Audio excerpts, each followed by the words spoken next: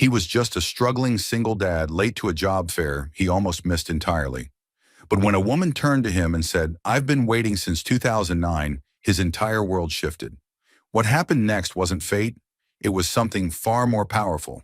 If you enjoy heartfelt stories about resilience, kindness, and second chances, be sure to subscribe so you won't miss what's coming next. Now let's begin. Struggling single dad was late to the job fair. She turned and said, "I've been waiting since 2009. The parking lot was nearly empty when Jack Branson finally pulled in the clock on the dashboard, glowing 10:44 a.m. The job fair had started at 9.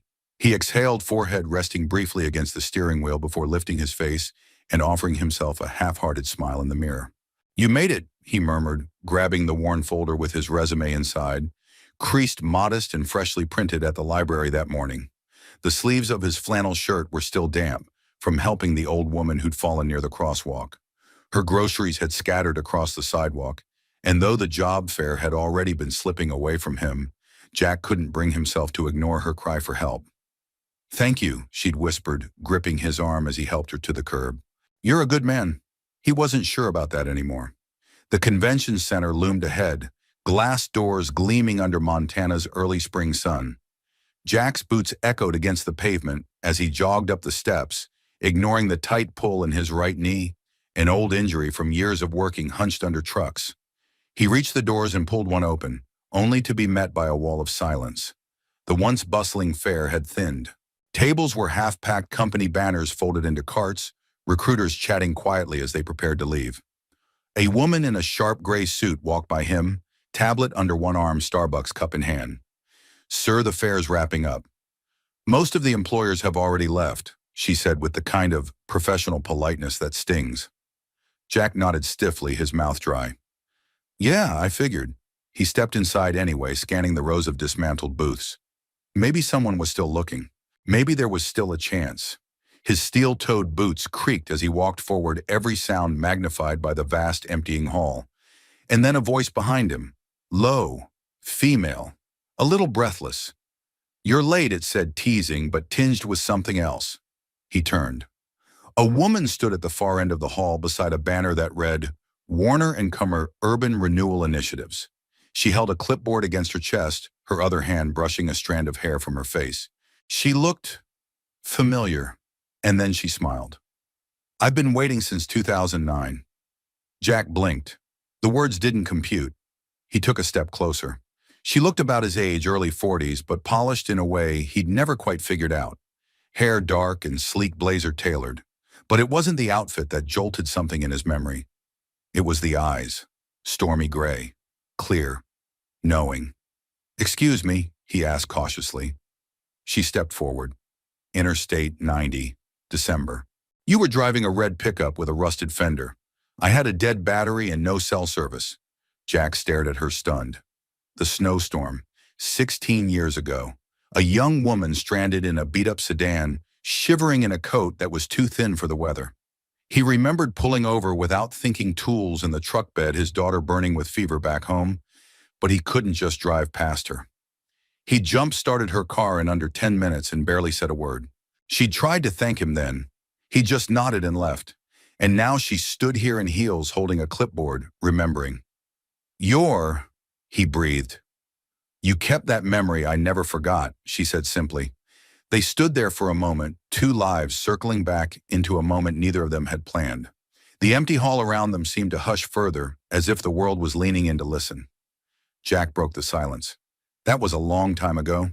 She nodded. "It was, but it changed me. And now," she offered a faint smile, "maybe I get to change something for you." He frowned, glancing around. "You running this thing, I am." She extended her hand. "Ellie Warner, CEO of Warner & Co. We've been expanding projects in community development, especially job training and trades. My team and I sponsor the fair." Jack shook her hand, still slightly dazed. I don't have a great resume," he admitted. "Been working at Parker's Garage for the past 8 years. It closed last month. Before that, mostly short-term repair, work towing contracts. Nothing fancy, just trying to keep the lights on." Ellie nodded. "I'm not looking for fancy. I'm looking for real." She paused. "And I know real when I see it. Jack's brow furrowed. So, what exactly are you offering? She took a breath, studying him. There's a pilot project my company is funding. A mechanical rehab program, refitting old machines for public infrastructure. School buses, farm equipment. We train young people, give second chances. We need someone who knows how to fix things not just with tools, but with patience. Jack rubbed the back of his neck. Why me? Ellie's eyes softened. Because 16 years ago in a snowstorm, you saw someone who needed help. You didn't ask for a reward. You just fixed what was broken and left. She reached into her leather folder and pulled out a faded note card. Yellowed, slightly creased, handwriting unmistakably his. Batteries fried. Jumper'll hold for now. Get it replaced. Be safe out there. JB. I've had this in my drawer for 16 years, Ellie whispered. Not because of what you wrote, but because of what it meant. That kindness mattered. It still does. Jack swallowed his throat tight. He had no words. She tucked the note away gently. Come by the site tomorrow. 9 a.m. Just take a look. No pressure. Jack hesitated, then nodded slowly. All right. I'll come. As he turned to leave, Ellie called after him. Oh, and Jack, he turned. She smiled. Try not to be late this time. For the first time in what felt like months, he chuckled. The sound surprised even him. Outside, as he stepped into the sunlight, something inside Jack shifted. Not everything broken had to stay broken. Maybe, just maybe, this was the beginning of something being fixed. Starting with him. Jack stood outside the convention center longer than he meant to, sunlight brushing across his worn boots, as he watched a few latecomers drift past clutching pamphlets and tote bags. His hands were still tingling, not from the handshake, but from the surreal moment that had just unfolded. 16 years ago, a random act of decency during a snowstorm. And now that moment had looped back, stepped out of time, and smiled at him in heels and a tailored blazer. Ellie Warner. He repeated the name in his head like it was something he should have remembered, though. Back then he hadn't asked. He'd just seen a young woman in distress jump-started her car and left. His daughter had been sick. He had no time to linger. He never imagined that fleeting encounter would mean anything more than a passing gesture. But it had meant something. To her. And now she was the one offering help. He climbed into his truck, a beat-up Ford with a cracked dashboard and a stubborn ignition, and just sat there, fingers wrapped loosely around the steering wheel. He could still see her face. The same kind eyes, though older, wiser. More grounded. It wasn't just nostalgia he felt, it was gravity. Something anchoring him to a new possibility. A second chance, maybe. The thought both warmed and scared him. The next morning, Jack woke before his alarm, which almost never happened. Emily had already left for class, a sticky note left on the fridge in her handwriting. You got this, Dad. Try not to grumble too much, E. He smiled as he tucked it into his pocket, then pulled on his cleanest pair of jeans and a long-sleeve Henley shirt. No tie. He didn't own one. His boots were freshly scrubbed, and for once he took the time to shave. At 8:45, he pulled up to the address Ellie had scribbled on the back of her business card. It was a low-slung brick building on the edge of town, once a welding shop, now in the early stages of transformation. A sign hung on temporary fencing, Warner & Koch Mechanics Initiative Rebuild. Retrain, renew. The doors were open. Tools buzzed inside. Young voices bounced off the walls. Jack stepped in and blinked. It was a controlled mess. Benches, half-assembled scrap parts sorted in buckets, and two teenagers trying and failing to disassemble a lawnmower engine without stripping the bolts. A man in his late 20s wearing safety goggles approached. You the new guy? Jack raised a brow. Not yet, the man chuckled. Fair enough. I'm Manny, lead trainer. At least I was until they told me someone better was coming. Jack looked around. Where's Ellie? She's on a call. Said to give you the tour.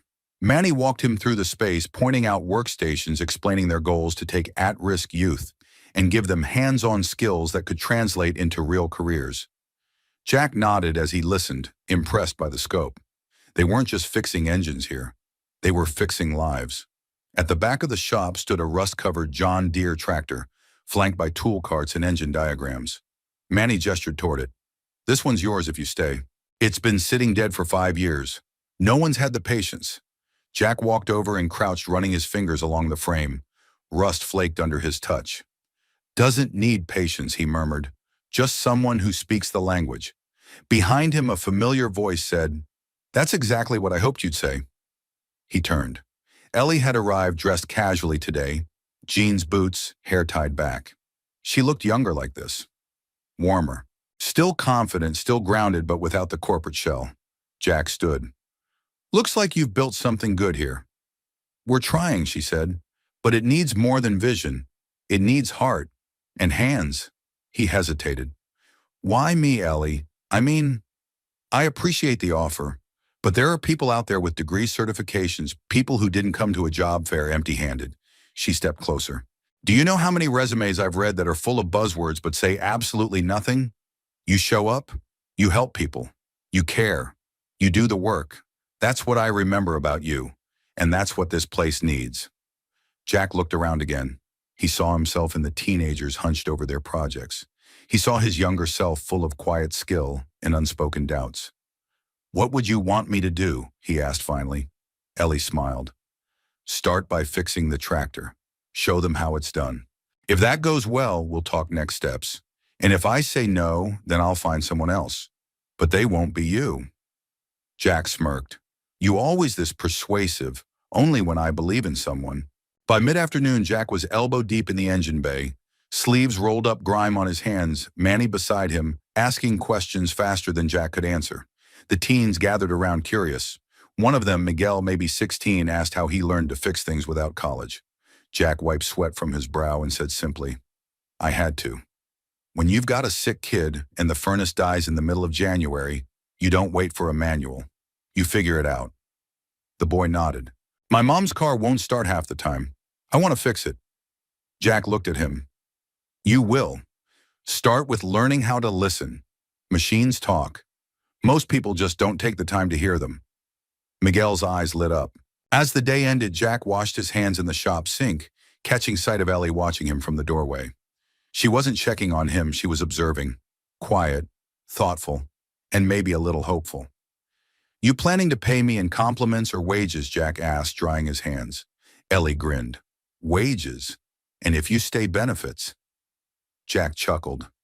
"It's been a while since I had either." Her smile faded into something gentler. "Then maybe it's time." They stood there, the hum of the workshop behind them, the setting sun casting long shadows through the open doors. And for the first time in years, Jack didn't feel like he was running behind. He felt like he might actually be arriving. By the end of Jack's first full week at the shop, the rusted John Deere tractor had begun to hum under his hands like a wounded animal beginning to stir. It wasn't purring yet, not even close, but it was no longer dead. Like him, maybe. The air inside the garage had a new rhythm now. The clang of tools, the low murmur of young voices, the occasional whoop of triumph when someone finally dislodged a seized bolt. Jack didn't have to raise his voice much. He just showed up, and things began to move. Still, the hardest machine to crack wasn't the tractor. It was the kids, especially Miguel. 16, sharp, quick with his hands, quicker with sarcasm. But beneath the swagger was something brittle. A boy used to being disappointed, used to people walking away. That was something Jack understood too well. One afternoon, as the sun baked the concrete outside and the garage fans spun in tired circles overhead, Jack crouched beside Miguel at the workbench, watching him reassemble a carburetor. The boy's fingers moved fast, but not with confidence. Jack placed a gentle hand on his wrist. "Slow down. You're not racing anyone." Miguel muttered, "My mom's going to lose her job if I don't fix her car by tomorrow. We don't have time for slow." Jack didn't push. He just nodded. "All right, but she'll still need a car that works longer than a day." Miguel didn't answer, but he didn't pull away either. Progress. Across the room, Ellie stepped in, clipboard in hand, but no blazer today. She'd made a habit of dressing down when she visited the site. Fewer barriers that way. She moved through the space like a quiet current, checking supply lists, chatting with the other trainers. But Jack noticed how her eyes always found their way back to the students. She didn't just build things. She invested in people. Later, as Jack washed grease from his hands, Ellie approached a thermos in each hand. "I figured you might be a coffee after 4 p.m. kind of guy." He smirked, accepting the cup. "You figured right." They sat outside on the low steps of the building, looking out over the back lot where broken-down vans and mowers waited in the weeds like forgotten soldiers. You remember everything from that day, don't you? Jack asked quietly. Ellie's eyes crinkled at the corners. I do. It was nothing he said. It wasn't. They sat in silence a moment. I was on my way to meet my father, Ellie said softly. I hadn't seen him in 5 years. He didn't show. I waited at a diner in Missoula for 3 hours before realizing he wasn't coming. That car battery dying on the highway, it felt like. I don't know, punishment. Jack turned to her, brows furrowed. And then you showed up, she said. Didn't ask questions. Didn't make me feel like a mess. You didn't even ask my name. I didn't think it was my place, he said. She looked at him. But that's what made it matter. He didn't know how to respond to that. So she added, that night changed me. It made me want to be the kind of person who notices, who shows up. Jack's throat tightened. No one had ever said that to him before, that his existence had made someone better. He'd spent years just surviving, pushing through days like a man underwater, hoping to keep breathing long enough to see his daughter graduate. He never thought of himself as someone who inspired anything. Until now. He sipped the coffee, stared at the horizon. After my wife died, he said quietly, I told myself I'd do everything right. For Emily. But somewhere along the line, I stopped thinking anything I did mattered beyond that. I didn't let anything in, not even people. Ellie didn't speak right away. When she did, it was with quiet understanding. Well, looks like we're both learning how to let things in again. Jack looked over at her. She held his gaze without flinching. That weekend the garage was closed, but Jack came in anyway. The John Deere wasn't just a project, it was a metaphor that had started to nag at him. It was stubborn, uneven, ugly in spots. But there was potential in it, buried beneath grime and years of misuse. He could feel it. He laid his tools out carefully. The sunlight streamed through the high windows. He worked for hours alone, radio humming, classic country in the background. And just after noon, he flipped the ignition. The engine coughed. Once, twice, then caught. The sound was ragged, uneven, but alive. Jack stepped back, breath-held hands trembling a little. He didn't cheer. He didn't fist pump. He just stood there with a kind of reverent stillness, the way a person might look at an old friend who finally woke from a coma. He turned off the ignition, wiped his hands, and sat down on the floor beside the tractor. For the first time in a long time, he felt more than useful. He felt whole. On Monday, when the teens returned, Jack let Miguel turn the key himself. The kid's eyes widened as the engine roared to life. You did it, he whispered. Jack clapped a hand on his shoulder. We did it. Miguel grinned, trying to hide how much it meant. Across the room, Ellie stood by the door. Arms crossed, smile slow and sincere. She didn't say anything she didn't need to. But as their eyes met, Jack felt something shift. They weren't just fixing machines here. They were restoring faith in people and second chances in the quiet ways goodness ripples out long after a single act. And for the first time since 2009, Jack started to believe that maybe the world hadn't passed him by. Maybe it had just been waiting for him to catch up. The next Monday morning, the garage buzzed like a beehive. A new shipment of salvaged equipment had arrived, everything from busted ATVs to an old-school bus axle, and the younger trainees swarmed the crates like kids on Christmas morning. Jack stood at the center of it all, clipboard in hand, trying to look stern while suppressing a smile. The place felt alive, and Jack, for the first time in years, felt useful in a way that went beyond keeping the lights on. Ellie arrived mid-morning, jeans and work boots again, hair pulled back in a practical ponytail. Jack noticed that she no longer wore perfume when she visited the shop, just the faint, clean scent of sawdust and coffee. She moved through the space with easy grace, greeting each student by name, pausing to ask real questions. She wasn't just a figurehead, she was part of the soil here. Jack, she said, waving him over, got something to show you. They walked to a small side office she'd had converted into a planning space. On the wall were large sketches and photos, pinned up schematics of workstations, maps of nearby towns, handwritten notes scrawled across blueprints. This, Ellie said, pointing to a folded map of rural counties west of them, is the next phase.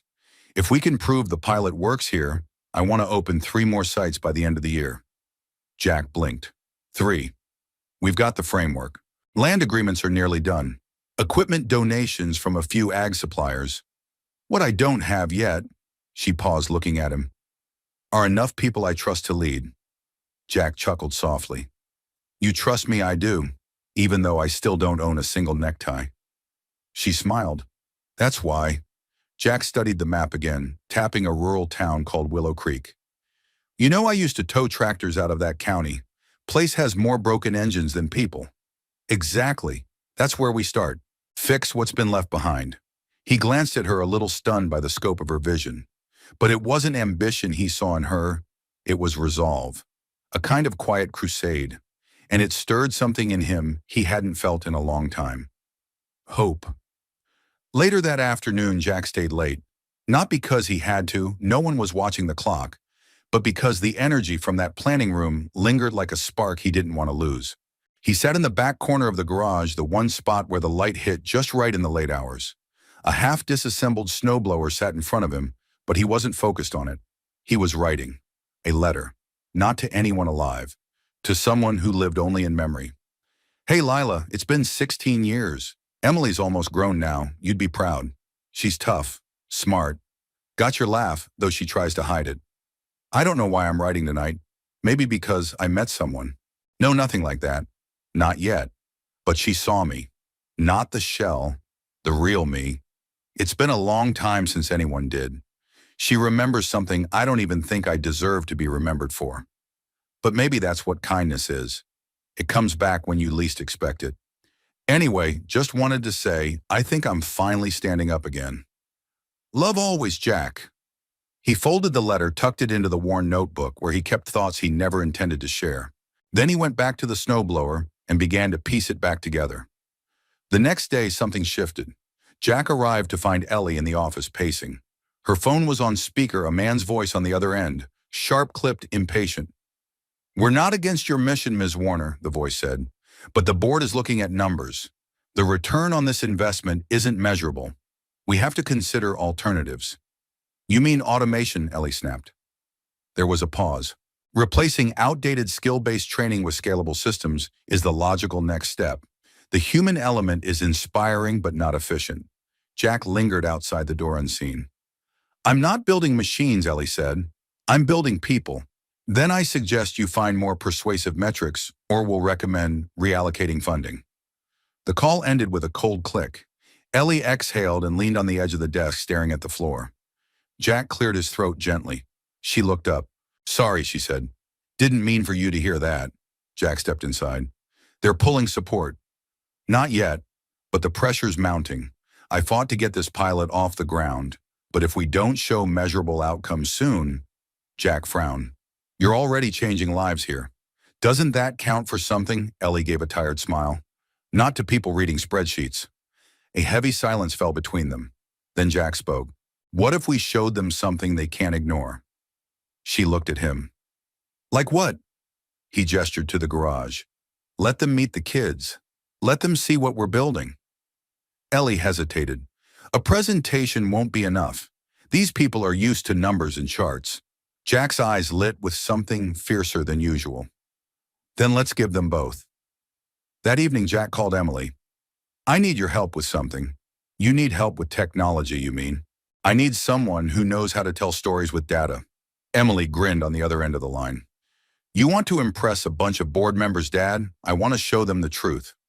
She agreed, and by the weekend, she was in the garage, laptop open, interviewing students, collecting quotes, piecing together a visual narrative of what the shop had done in just 1 month.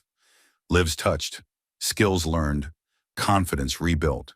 Miguel even agreed to record a video testimonial. I didn't know how to fix anything before I met Jack, he said. Now I know how to fix a whole engine, and maybe my life too. Jack pretended not to tear up behind the camera. On Sunday, Jack returned to the shop alone. As he stood beside the tractor, the first thing he'd fixed here, he ran his fingers along its now gleaming body. The engine was smooth, reliable. But more than that, it was a symbol. He pulled out the notebook. Another letter. Lila. They might shut this down. The people with suits and money, they don't see what I see. But we're fighting.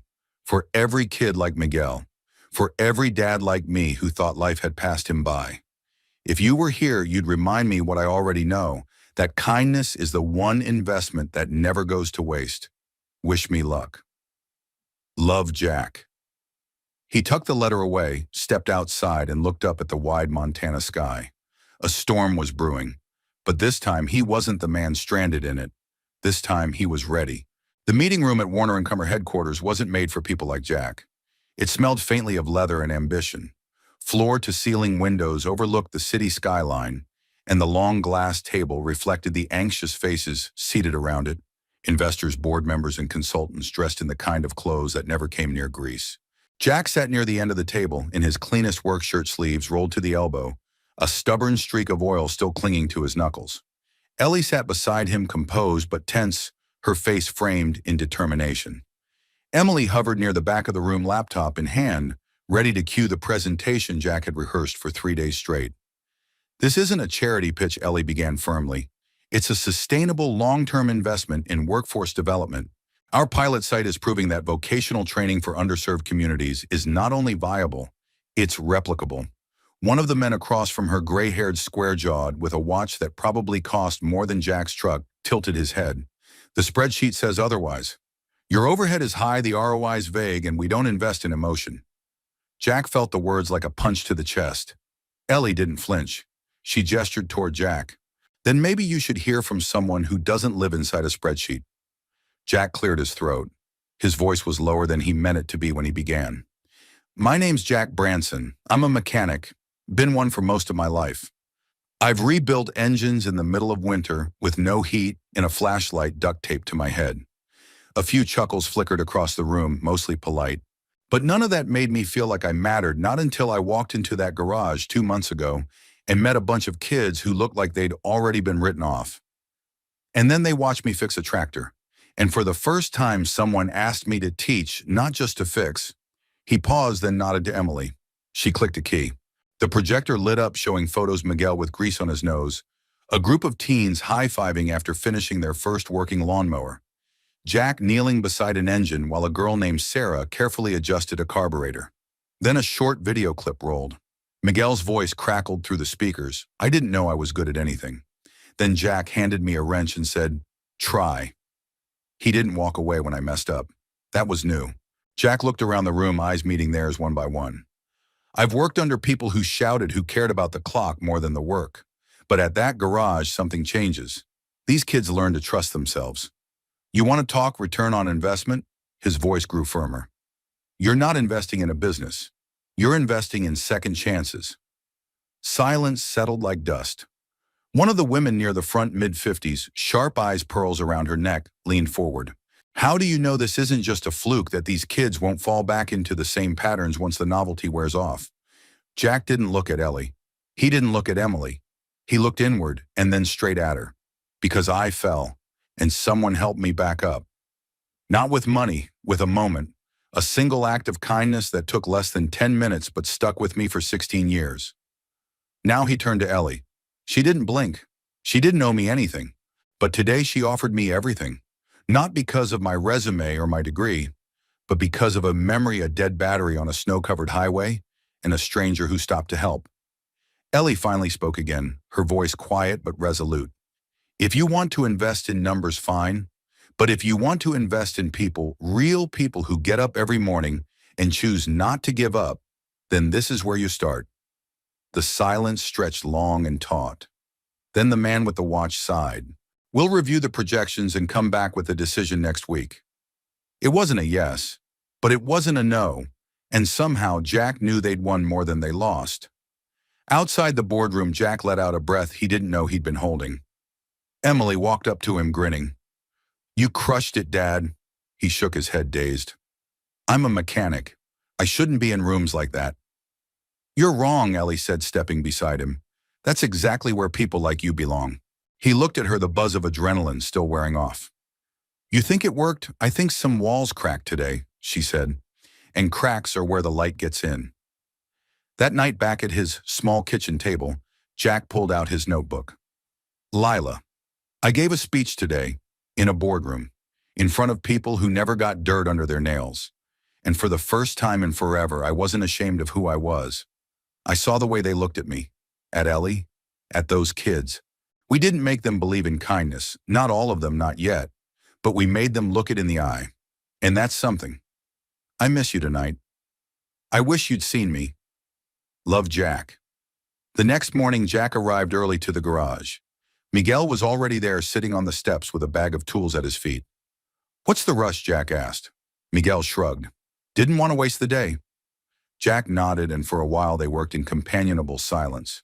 Then Miguel said unprompted, My mom smiled yesterday, said she's proud of me. I didn't know she still could smile like that. Jack paused, looked over at him. That's good, he said softly. Hold on to it. Miguel nodded. Then you gonna stick around, Jack? Even if they don't fund it, Jack tightened a bolt. Long as there's something worth fixing, I'll be here. And as the sun rose higher through the garage windows, spilling gold across the floor and over the backs of bent heads and busy hands, Jack Branson realized something simple and profound. He wasn't late anymore. He had arrived right where he was always meant to be. Rain tapped against the garage windows like a soft drumbeat. Inside the usually buzzing shop was quieter than usual. The morning air hung thick with tension. The teens moved slower. Fewer jokes. Even Miguel kept his headphones in today, tuning out the world as he tightened bolts on a push mower. Jack felt it the second he walked in. Something was off. He found Ellie in the back office, arms folded, staring at the corkboard where she'd pinned up their expansion plans, maps, progress, charts, photos of students mid-task. None of it had moved since the board meeting. She looked up, weary. They're pulling the plug, she said without preamble. Jack blinked. What? The board reviewed everything. The testimonials, the numbers, Miguel's video. It wasn't enough. They want to streamline efforts, which is corporate speak for cutting anything that doesn't produce immediate profit. Jack's jaw tensed. How long do we have? 2 weeks. Then they'll reassign the building. Terminate the pilot. Jack stared at the corkboard, heart pounding. They didn't even come see it themselves, he muttered. Ellie nodded. That's what hurts the most. They made the decision from 2,000 miles away without looking anyone in the eye. Silence. Then Jack asked, What are you going to do? Ellie didn't answer. She just pulled a file folder off the desk and handed it to him. It was the project closure packet, official forms, property inventories, legal boilerplate. But sitting on top was something unexpected. Jack's resignation letter, his own handwriting, dated a month ago. He stared at it. You never turned it in, Ellie said quietly. But you wrote it. Jack ran a thumb along the edge of the paper. The words stared back at him like a bruise he thought had healed. I thought I was in the way, that I was part of the problem. Ellie crossed her arms. And now I think maybe I was just scared to believe I still mattered. Ellie looked down, then spoke softly. So what now, Jack? He didn't answer. Instead, he stepped out of the office, heart heavy, and returned to the main floor. Miguel glanced up but didn't speak. Neither did the others. They'd already felt the shift, even if no one had said it out loud yet. Jack stood there watching them. Young lives mid-flight, hopeful, fragile, unfinished. He couldn't save the program, but he could decide how it would end. That afternoon, Jack stayed late after the kids had gone home. The shop was quiet again, only the soft hum of the vending machine filling the space. He walked slowly from one workstation to the next, touching the tools, the benches, the half-repaired equipment. He saw ghosts here, not the haunting kind, but the hopeful ones. A memory of Sarah finally threading a bolt on her own. Miguel laughing for the first time. The kid who used to stutter whenever he asked a question, but now rattled off engine parts like poetry. Jack pulled out his notebook and wrote without pausing. Lila, I lost the shop today. Not mine, really. But it felt like home for the first time in years. They're shutting us down. Say it doesn't scale. Doesn't make enough noise. But you know what? We built something anyway. Me and a bunch of kids and a woman who remembered something no one else would have. We turned rust into rhythm. Quiet into courage. I wanted to run when I heard the news. Old habit. But I didn't. This time I stayed. Love, Jack. He closed the notebook gently. Then he got up, rolled his sleeves, and began to clean. Not because it was ending, but because they had done something worth honoring. The next morning, Jack called an early team meeting. The students filed in groggy but alert. A few looked worried. Word had started to trickle down. Jack stood in front of the old tractor, the first machine they ever fixed together. I won't lie to you, he said plainly. The program's ending, not because of anything you did wrong, but because the people in charge never saw what we built here. A few heads dropped. One girl wiped at her eyes. But I see it, Jack continued. Every one of you is proof that this place mattered. And just because they're shutting the doors doesn't mean the work stops. You've got the skills now. You've got each other. Don't let anyone tell you this was for nothing. He paused, then stepped aside to reveal a row of toolkits, each one labeled with a name. I built these for you. You're taking them with you. Not as a goodbye, as a start. Gasps, whispers. Some tried to hide their emotion, others didn't bother. Miguel stepped forward, opening his kit. Inside quality tools, a handwritten note from Jack, and a small engraved wrench that simply read, "You belong." He looked up. You're really leaving? Jack hesitated, then nodded. For now. But I'm not disappearing. Ellie stepped into the circle, then holding a cardboard box. Before you go, she said, we have something too. She opened the box and pulled out a frame. Inside was a photograph, Jack standing beside the tractor arms, crossed grease on his face. Miguel and the others crowded around him laughing. Below it, engraved in brass in honor of Jack Branson, who fixed more than engines. He restored belief. Jack stared at the frame, speechless. He blinked hard, then finally said, that's not going in my living room. It belongs on this wall. And it was. They mounted it above the main tool cabinet. That evening, after the shop emptied, Ellie stood in the doorway while Jack locked up for the final time. You still writing letters, she asked. Jack smiled. Every night. She nodded. You should think about sharing them. The world needs reminders like that. He looked at her. You reminded me first. They stood in the quiet. The sky above had softened into gold and lavender. You know, Jack said I was just trying to make it to the job fair that day. Ellie turned to him, her smile gentle. And I was just trying to return a kindness from 2009. Jack held her gaze for a long beat. Funny how being late can bring you right on time. They didn't hug. They didn't kiss. But the connection between them deepened in the space between words, solid, unspoken, and undeniably real. Then Jack walked to his truck toolbox slung over his shoulder. He didn't look back. He didn't have to. He carried the garage and everyone in it forward. The garage was quiet now, stripped of its chaos and charm. Workbenches stood bare, toolkits gone. A soft echo lingered in the air, as if the laughter and labor of the last few months hadn't quite accepted their eviction yet. Jack stood at the center of it all, one hand on the now dormant tractor engine. A single note hung on the wall, taped beside the engraved photo. Thank you for giving us back our hands. M. He didn't need a signature. He knew it was Miguel. Jack let out a slow breath and stepped away. The building would be locked up for good by Monday. Ellie had fought for an extension to let the students say their goodbyes, and for that Jack was grateful. But now the space felt like a closed book, one filled with dog-eared pages and notes in the margins. He packed the last of his personal tools into a battered red toolbox his father's passed down like a sacred thing. On the bottom tray, half covered in dust, was a folded note he hadn't seen in years. Jack frowned, pulled it free. It was yellowed, the ink fading. Jack, if you're reading this, it means the shop's yours now. You've got what it takes, kid. Just don't forget machines break. People break. But if you treat them both with care, they tend to come back to life. Proud of you. Ray had been his first mentor, a wiry old man with cigarette-stained fingers and a quiet laugh. Jack had worked under him for 6 years before Ray passed, and never quite realized how much of the man's wisdom had become his own spine. He slid the note into his back pocket. That afternoon, Jack returned home to a silent house. Emily was away for the weekend visiting college friends, and the place felt bigger than it should have.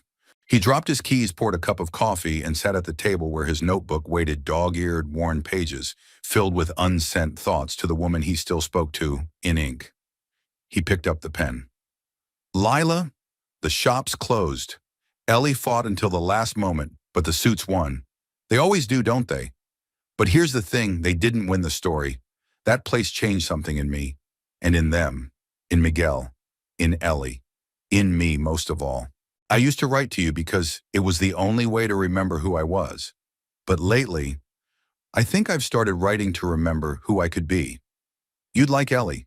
She sees things in people, the kind of things you used to see in me before I did. She found something I left behind on a highway in 2009, and somehow she gave it back. Love, Jack. He closed the notebook slowly.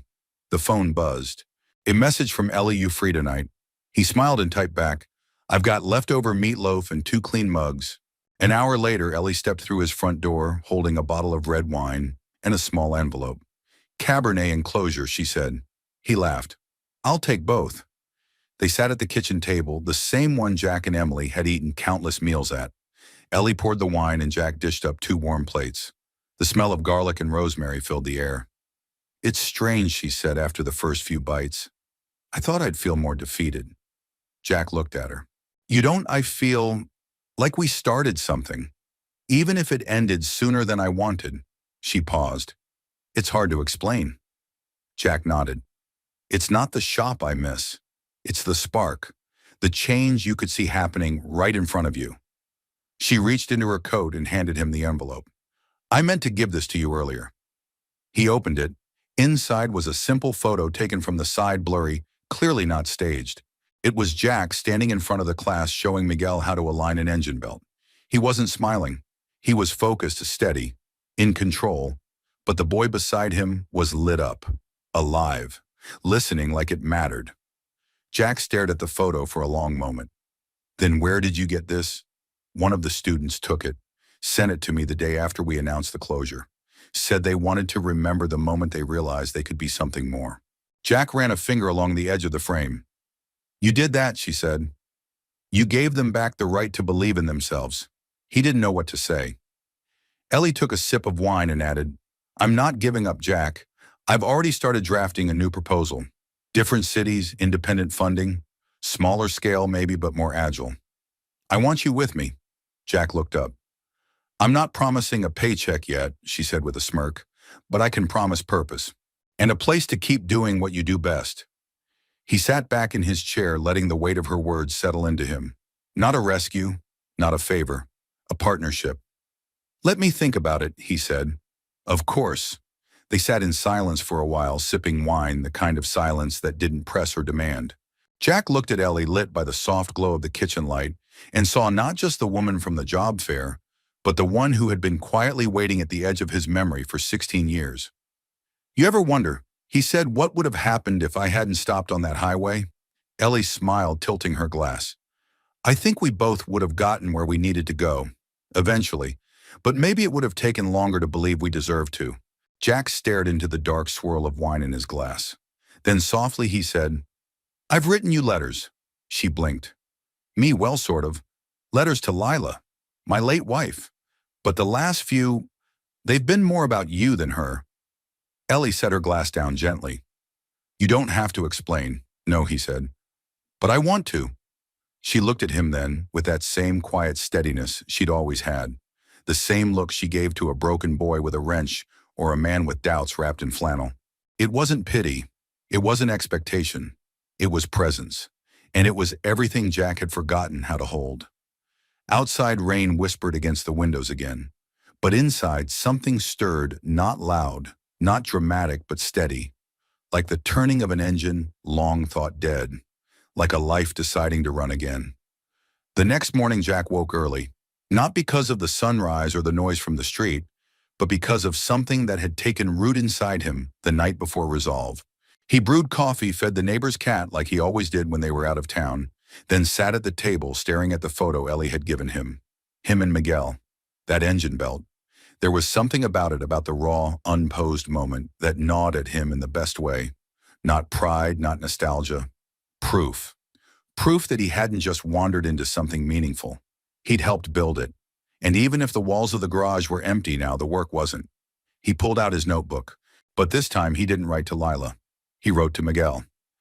"Hey kid, that mower you rebuilt, the one with the cracked flywheel and the stubborn belt tensioner, that was tougher than most grown men I know. But you didn't give up. You listened to it. You respected it. That means something. Machines aren't so different from people. They don't need perfect parts. They just need someone to believe they're still worth fixing. Keep turning the wrench. Jack." He folded the page, slid it into an envelope, and tucked it into his coat.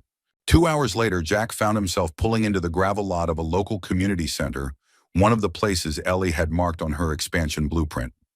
A bare-bones building, red brick, faded flag out front. No fanfare, no polished marble, But when he stepped inside, he saw what mattered. Tables pushed together to form makeshift workbenches. Cardboard boxes full of disassembled weed whackers and broken drills. About a dozen teens in hoodies and ripped jeans tapping on their phones until they noticed the newcomer. And at the far end, Ellie. She was in the middle of explaining torque ratios to a skeptical-looking girl with grease on her cheek. When she looked up and saw Jack, she paused but didn't smile right away. Not yet. He gave her a small nod. She stepped away from the group and met him halfway. "I wasn't sure you'd come," she said. "I wasn't sure I'd stay home," Jack replied. "Turns out sitting still doesn't suit me anymore." She raised an eyebrow. "Are you here to audit or to work?" He held up his toolbox. "You tell me." Ellie's smile came slowly, but it was real. "Class," she called out, "this is Jack. He's the reason I know you don't need a degree to change someone's life." The kids looked him over. One of them asked, "You, the tractor guy?" Jack grinned. "That's me." A chair scraped back. The girl Ellie had been tutoring, maybe 15, hair dyed green at the ends, jerked her chin at the engine on the table. "You know how to fix this piece of junk." Jack stepped forward, rolled up his sleeves. "Let's find out." By noon, Jack had completely lost track of time. The world had shrunk down to the click of sockets, the murmur of instruction, the quiet light in the eyes of a boy who finally understood how to read spark plug wear. It wasn't the original garage, but the heart of it had traveled here in people, not walls. Ellie brought over a sandwich and a bottle of water. "Eat. You haven't stopped in 3 hours." Jack wiped his hands and took a seat on the back steps, stretching his legs. "Feels good to sweat again," he said, "in a way that matters." Ellie sat beside him. "They like you." He nodded. "I like them." She hesitated, then added, "I met with a group last week. Private funders. Not suits. People who get it. They're not promising miracles, but they're interested. And if they come through, we can replicate this model. On our terms." Jack looked over at her. "You're not done, are you?" Her eyes met his. Not even close. For a moment, the air was still. Then Jack reached into his coat pocket and pulled out a small wrench, engraved like the ones he'd made for the last garage crew. He handed it to her. She read the words etched along the side. "The ones who listen always fix the most." Ellie blinked, then looked up. "You made this." "I made it before I even knew if I'd see you again," Jack admitted. I needed a way to say thank you." She turned the wrench over in her hands. "You fixed a lot more than machines, Jack." He didn't respond. He just looked back out at the lot where Miguel had just pulled up on a battered bicycle, panning a backpack slung over his shoulder. Miguel spotted Jack and grinned wide. "Heard you were here." Jack raised his eyebrows. "You following me now?" Miguel laughed. "Maybe. Or maybe I just knew where you'd go when you couldn't stop helping people." He held up a piece of folded paper. "Got something for you." Jack unfolded it. Inside was a sketch pencil, smudged but full of intention. It was a diagram of an engine. Not precise, not technical, but labeled with care, trust, patience, time, belief. Jack swallowed. Miguel shrugged. "I don't know if I'm good at art, but that's what I learned. Thought you should have it." Jack folded the paper gently and tucked it into his notebook. No one spoke for a long moment. Then Ellie stood. "You two done with the hallmark moment?" Miguel grinned. "Maybe." "Good. There's an old snowblower that needs diagnosing." Jack stood and cracked his knuckles. "Let's teach it to talk." And they returned to the work not because they had to, but because it mattered. That night, Jack sat in his truck outside the center engine, idling headlights off. He opened his notebook and wrote one more letter, not to Lila, not to Miguel, not even to Ellie. To the stranger reading this someday, if you're wondering whether small things matter, they do. If you're doubting that kindness sticks, it does. And if you think it's too late to start again, it isn't. Someone stopped for a dead battery in 2009. Today, I helped a kid believe in himself because of that moment. You don't need a crowd, just one act, one person, one spark. Start there. Jack Branson. He closed the notebook, set it on the passenger seat, and as the engine purred to life, Jack drove forward, not away from something, but toward it. Wherever it was going, he belonged on that road. The following week, Jack found himself standing in front of a small-town high school gymnasium that had been temporarily transformed into a makeshift workshop. Work tables were pushed to the edges of the room. Half-disassembled machines sat like puzzles waiting to be solved. The air smelled of sawdust, motor oil, and potential. It wasn't glamorous, but it was real. This was Site 2, a new partnership Ellie had secured through a coalition of civic leaders and private donors. The facility was run by the town's Youth Development Council, and for now it was being used to test whether Jack's pilot-style program could take root in different soil. And if this place had anything, it was good soil, scrappy, honest, and hungry. Jack hung his flannel jacket on a nail by the door and surveyed the space. A dozen young people milled around waiting. Some were clearly skeptical.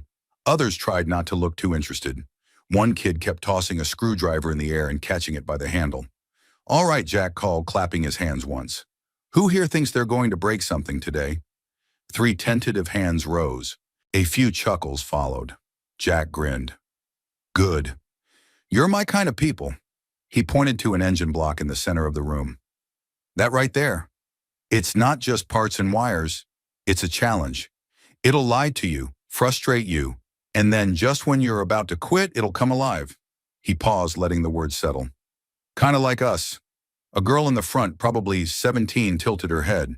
"You a mechanic or a poet?" Jack smiled. "Depends on the day. Today I'm your instructor. Tomorrow maybe your student."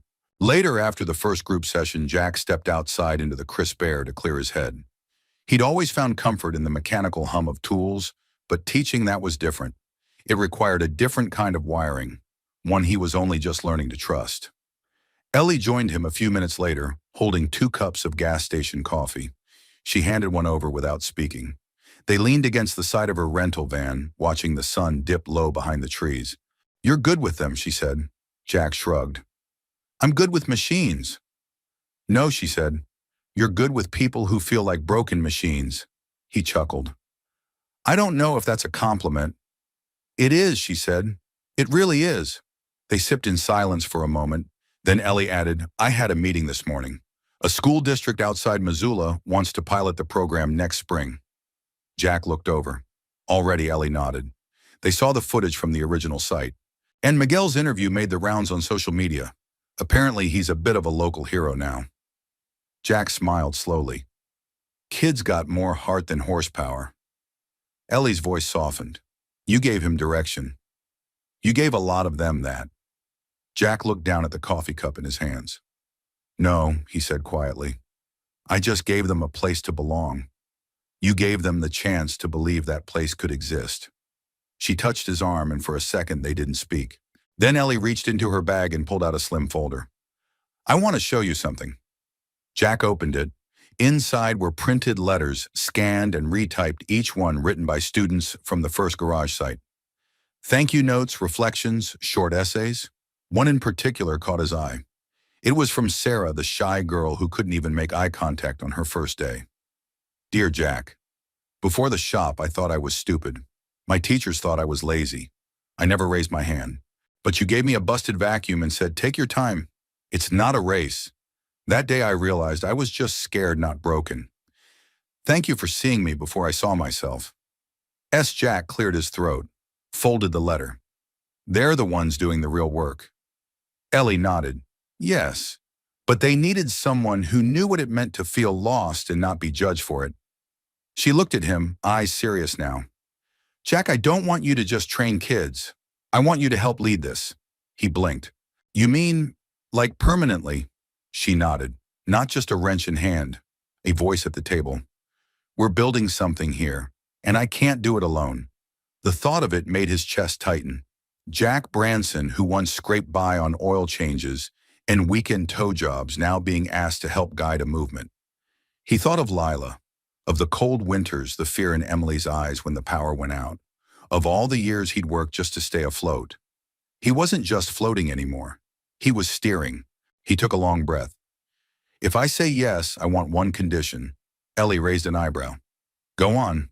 We don't turn it into a numbers game. Not ever. We measure what matters: confidence, courage, trust." Her eyes softened. "Deal." He extended a hand. She took it without hesitation, and something passed between them in that moment. Not romance, not yet, but alignment. A deep and abiding understanding that they had seen the worst in the world, and instead of hardening, they had chosen to build. That night Jack returned to his motel room, a humble place, with old wallpaper and a heater that clanked like it was telling stories. He sat on the bed, opened his notebook, and began to write. Lila, you always said there'd be a day I wouldn't need to talk to you like this anymore, that I'd start talking to the world again. I think today was that day. I said yes, to a future I didn't know I deserved. There's still grief in me, still rust. But there's fire now too. And someone who looks at me like I'm still worth the work. Not just Ellie. These kids, this mission. We're fixing more than engines now. We're fixing futures. Love, Jack. He placed the notebook on the nightstand, lay back on the bed, and stared at the ceiling. Outside, the stars were just beginning to pierce the dark, and Jack Branson, latecomer, widower, quiet mechanic, closed his eyes with the peace of a man no longer running from the past. But finally, running towards something better. The town of Missoula hadn't changed much since Jack's last visit years ago. Same winding roads, same gray skies, same cracked sidewalks and grocery stores with faded signs. But this time, as he pulled into the parking lot of the vocational high school hosting Ellie's third pilot program, everything felt different. He wasn't here to look for work. He was here to give it. The gymnasium turned workshop was twice the size of the one in Willow Creek. Rows of rusted equipment lined the back wall. Generators, lawn tractors, busted riding mowers. Jack's fingers tingled at the sight, the same way they always had before a big job. Not nerves, but anticipation. Possibility. Ellie met him at the double doors with a clipboard in hand and fire in her step.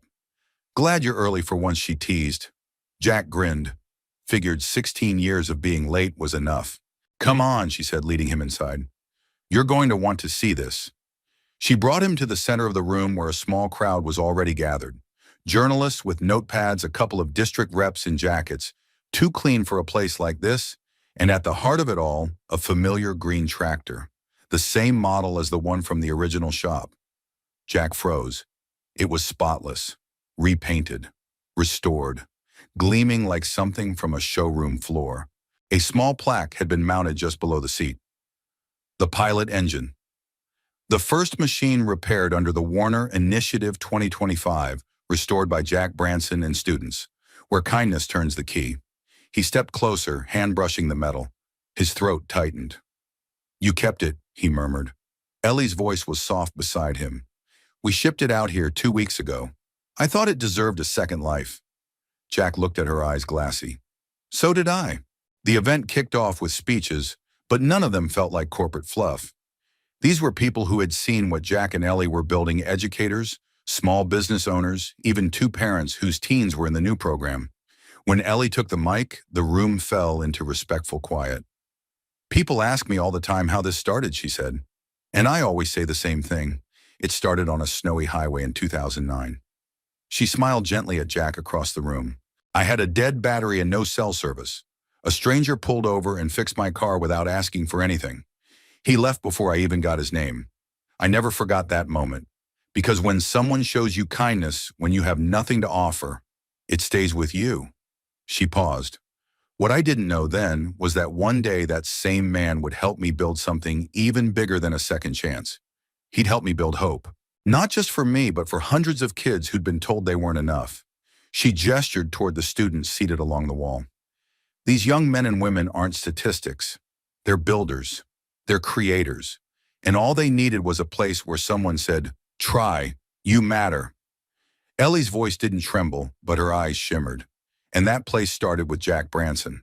Applause rippled through the gym. Jack shifted in his seat, uncomfortable in the way people get when they're recognized for something they never expected to be noticed. When it was his turn to speak, he kept it short. I don't have fancy words, he said. I just know that every broken thing deserves a chance to run again. Including people. He looked toward the students, especially people. After the event, Ellie found Jack in the back lot, sitting on the tailgate of his truck, with a thermos in one hand and a piece of cornbread wrapped in napkin in the other. She sat beside him, kicking off her heels and wiggling her toes. Think we made a dent? He asked. I think we cracked the surface, she replied. That's how the light gets in. They sat in quiet for a while, listening to the wind whisper through the chain-link fence. Then Ellie spoke, hesitant at first. You know, I never told you the rest of the story from 2009. Jack looked over. No. She shook her head. After you drove away, I waited another 2 hours for a tow truck that never came. But those 2 hours weren't wasted. I wrote something that day on the back of a receipt, a sentence I've kept in my wallet ever since. She reached into her bag, pulled out a worn slip of paper, and handed it to him. Jack unfolded it carefully. The smallest kindness leaves the longest echo. He read it again. You wrote this, I did, and I built a life around it. Jack looked at her, his voice low. I think I've been chasing that echo without realizing it. Ellie smiled. Maybe we both have. That evening, Ellie invited him to dinner, not a restaurant but her home. It was a modest craftsman-style house on the edge of town, warm light glowing from inside a dog-eared porch swing, creaking in the breeze. Inside, the scent of baked rosemary chicken and garlic filled the air. There were mismatched chairs around the table and a stack of old vinyl records in the corner. It felt lived in. It felt real. After they ate, Jack offered to do the dishes. Ellie handed him a towel and leaned beside the sink watching him. You're quiet, she said. Just thinking. He dried a plate slowly. About how I never expected any of this. Any of what he looked at her, direct open. This. Us. Second chances that feel like first ones. Ellie's expression softened. She took the plate from his hands and set it down. Then without a word, she stepped closer, wrapped her arms gently around him, and rested her head against his chest. For a long moment, they didn't speak. No need. There were no declarations, no fireworks. Just connection, the kind that only comes when two people meet in the long echo of something true. Later that night, back in his motel room, Jack opened his notebook one more time. But this time, he didn't write to the past. He wrote to the future. Dear Emily, I don't know if you'll ever read these pages, but if you do, I hope you'll see your old man not as the guy who got stuck fixing cars, but the one who learned how to fix himself. I want you to know that it's never too late to begin again. Not just survive, but build. With your hands, with your heart. And if one day you find someone who reminds you who you are, when you forget, hold on. Even if it takes 16 years to arrive. Love, Dad. He closed the notebook, and for the first time in his life, he felt like everything that had broken had led him exactly here to this table, this purpose, this woman, this truth. Where kindness wasn't just an act, it was a beginning. The winter sun in Missoula rose late and fell early, casting long amber shadows through the windows of the newly secured fourth site of the Warner Initiative, a repurposed lumber warehouse on the edge of town. Cold drafts slipped through the corrugated metal siding, but no one complained. The space buzzed with energy, kids hammering new workbenches into place, others wheeling in crates of salvage parts. Jack walked through it all with purpose, clipboard in hand, marking inventory, offering instructions, smiling more freely than he used to. He wore the same work coat he always had, frayed at the cuffs, elbows patched, but now it carried a different weight. Authority, yes, but also belonging. He stopped when he reached the back wall, a towering panel of old pine boards. That wall had once separated the mill's loading bay from the main work floor. Now it loomed like a relic, windowless and worn, splitting the space in two. This thing's got to go, Jack muttered. A voice behind him agreed. It's in the way. He turned. Ellie stood there with a rolled-up architectural sketch in one hand and a thermos in the other. Jack tapped the wooden panel with a knuckle. It's solid. Old-school craftsmanship, but it's keeping light from getting into half the building. Ellie sipped her coffee. You know you're not just talking about a wall, right? He gave a wry smile. I never am. She raised an eyebrow. So what's the plan? Jack looked over at a group of teens prepping to run wiring for new outlets. We teach them how to tear it down without wrecking everything around it. Ellie nodded. And we let them build what comes next. 2 hours later, the back half of the warehouse echoed with the sound of crowbars, mallets, and controlled demolition. Jack supervised while a team of 5 students carefully disassembled the barrier, one board at a time. There was dust and some swearing, but also laughter. It wasn't just about taking something down. It was about unblocking what was ready to grow. Miguel, who had taken to traveling out on weekends to volunteer at the new sites, was there too, taller now, his voice deeper. He stood beside Jack, watching the progress, with folded arms. You ever think we'd come this far? He asked. Jack watched a beam fall cleanly to the floor and shrugged. Some days, no. Some days I wonder why it took so long. Miguel nodded. But we're here. Yeah, Jack said. We're here. Later that afternoon, with the wall finally down, Ellie rolled out the plans she'd been sketching for months: open bay work areas, a welding corner, a computer diagnostics table.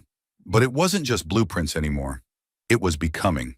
And at the center of the room, Jack pinned up a large corkboard with a wooden frame hand-carved by one of the students who had dropped out of traditional school but excelled here. At the top of the board, a small plaque read, "The Wall of Tries." Ellie read it aloud, curious. Tries. Jack smiled. Not triumphs, not trophies. Tries. Things that took effort. Things that failed but mattered. Everyone gets to pin something up here: broken parts, first drafts, pictures of engines that never turned over. Ellie looked at him quiet. "That's beautiful," she said. "I just want them to remember that trying is what counts. We teach kids how to fix machines, but really we're teaching them how to stay in the fight." That night, a community dinner was held in the same space: folding tables, covered in mismatched tablecloths, slow cookers lined up against the wall, and families sitting elbow to elbow, some for the first time in a long time. Jack found himself seated beside a student named Tyrese, who had brought both his grandmothers. They were proudly passing around photos of the boy holding a torquey wrench. "He doesn't yell as much anymore," one of them said with a grin. "Now he explains." Jack chuckled. "Explaining is half the job." Across the room, Ellie gave a short speech thanking local leaders, volunteers, and donors. But when she finished, she didn't return to her seat. She walked to where Jack sat and gently tapped her glass again. "Sorry," she said. "One more thing." Jack raised an eyebrow. She took a breath. "Some of you know this all started because of a man who fixed my car 16 years ago and then vanished into a snowstorm. I never got to say thank you until this year." She turned to Jack, her voice thick now. "I don't know where I'd be if he hadn't stopped that night, but I know where I am now and who I've become because of the way he kept showing up after." The room quieted. Jack's eyes dropped to the table. But he didn't look away in shame. He looked away because his heart was full. When Ellie sat beside him again, he whispered, "That was a bit much." She leaned close. It was just right. After most had left, Jack lingered behind, sweeping the floor, resetting chairs. Miguel helped quietly, and when they finished, Jack walked to the wall of trees. He took something from his pocket, a torn and folded job fair flyer, yellowed at the edges. He pinned it dead center on the board. Miguel looked at it, smiling. "That the one you were late to?" "Yeah," Jack said. "The one that changed everything." Miguel nodded. "Good try. Best one I ever made." Back at home, Jack pulled open the drawer where his notebook always waited. But tonight he didn't write. Instead, he took out a blank sheet and wrote only a name across the top: Emily Branson. Below it, he began drafting the outline of something new, a training manual. Not just for fixing engines, but for teaching kindness, patience, grace, the things that no wrench could reach, but that every mechanic, mentor, and human needed to understand. Ellie had once told him the world needed more reminders. Jack was ready to write one, not a letter to the past, but a blueprint for the future. The morning of the National Vocational Education Conference dawned crisp and clear, the kind of Montana winter day that seemed to hold its breath with promise. Jack adjusted his tie in the hotel mirror, an honest-to-God tie, and grimaced at the uneven knot. Emily, perched on the corner of the bed, chuckled softly. "Want me to fix that?" Jack sighed and turned. "I still don't know how you got this thing on me. You're representing the entire Warner Initiative at a national level. You can't go up there looking like you just climbed out from under a snowplow." "I did climb out from under a snowplow 2 days ago." Emily stood and smoothed his collar. "And now you're standing in front of 1,000 educators, policymakers, and foundation heads. Look at you, Dad. You're exactly where you're supposed to be." Jack's throat tightened, and not because of the tie. He kissed her forehead, and together they stepped out into the hallway, where Ellie was waiting in a dark navy pantsuit that made her look every bit the part of a visionary CEO. But when she smiled at Jack, it wasn't with polish. It was with pride. "You ready?" she asked. "No," he said. "But I'm going anyway." She grinned. "That's the spirit." The conference auditorium was a sea of suits and tablets and industry jargon. But as Jack and Ellie took their seats on the panel stage, the backdrop screen lit up, not with statistics or pie charts, but with a single unpolished photograph. It was the old tractor, the pilot engine, and beneath it, in plain lettering, "Where kindness turns the key." Jack leaned toward Ellie. "You picked that photo." She shrugged, eyes twinkling. people trust what's real. When it was Jack's turn to speak, he stepped to the podium slowly. He cleared his throat once, then looked out at the crowd. They weren't his usual audience, no grimy hands, no tired teens. But he remembered what Ellie had said the first time they met again. "I've been waiting since 2009. He nodded to himself, then began. "I'm not a teacher, not officially. I'm not a public speaker or an academic or a curriculum designer." Some chuckles. "I'm a mechanic. I fix things, mostly engines. Sometimes generators. Occasionally, myself." More laughter. "But what I've learned in the last year is that the most important machines I've ever worked on were people." The room hushed. "I work with kids who've been called problems, who've been written off before they've even been given a real job application. And all I do is hand them a wrench and say, 'Let's figure it out together.' And you know what happens?" He paused. "They show up, not perfectly, not all at once, but they come back. They try, they fail, and then they try again. And in that process, they begin to believe that they're not broken beyond repair." He pointed toward the photo behind him. "That tractor. That was the first engine we fixed in the Warner garage. It didn't run. It hadn't run in years. Everyone said it was scrap, but we didn't throw it out. We listened, we gave it time, we gave it dignity, and it came back to life." He let the silence stretch before finishing. "I believe education should work the same way. Applause. Not the polite kind. The kind that rose and grew and didn't stop." Jack stepped down, cheeks flushed, heart thudding. Ellie met him halfway. "You knocked it out of the park," she said. Jack shook his head. "I just told the truth. That's what they needed." That evening, the hotel bar buzzed with post-conference chatter, but Jack, Ellie, and Emily found a quiet corner booth by the window. Outside, snow had begun to fall again, soft and steady. "I've got news," Ellie said, setting her wine glass down. Jack raised an eyebrow. "The good kind depends," she teased. "We've been offered a partnership with a national trade association. They want to scale the initiative. 50 sites in the next 3 years." Jack nearly dropped his fork. 50, Ellie nodded. "They want us to lead the advisory board. You and me.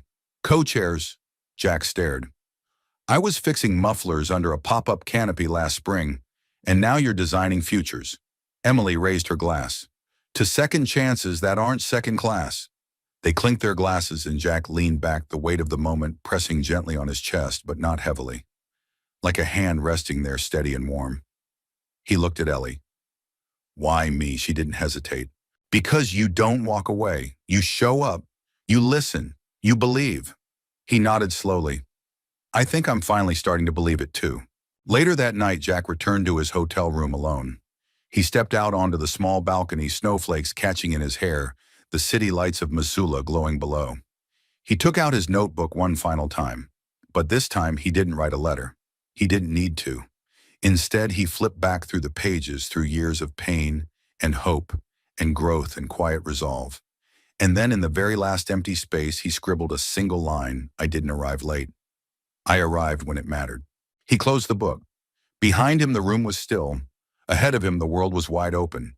And beside him, whether in memory and purpose or in love, stood every moment that had shaped him. Jack Branson, the man who was once just trying to get to a job fair on time, had become something else entirely. Not just a mechanic, not just a mentor, a builder of better beginnings. And for the first time in his life, he wasn't looking back. He was looking forward, right on time. Before you go, we'd love to know where you're watching from. Drop your city or country in the comments below. It always warms our hearts to see how far these stories reach.